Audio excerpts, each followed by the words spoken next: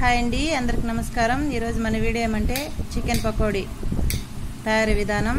దానికి ముందుగా కావాల్సిన పదార్థాలు: కొంచెం పెరిగేసుకుందాం, తగినంత సాల్ట్,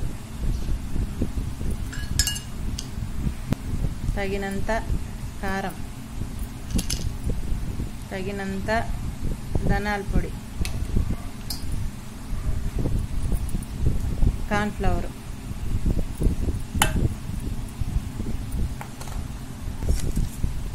ఆచి చికెన్ మసాలా,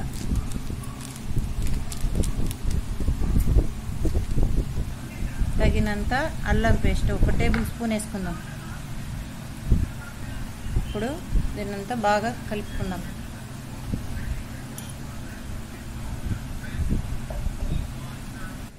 ఇందులోనే చిటికెడంతా పసుపు వేసుకుందాం.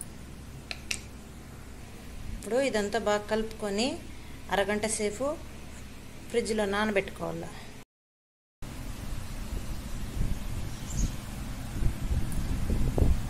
అంతేనండి, ఎంతో రుచికరమైన చికెన్ పకోడీ రెడీ.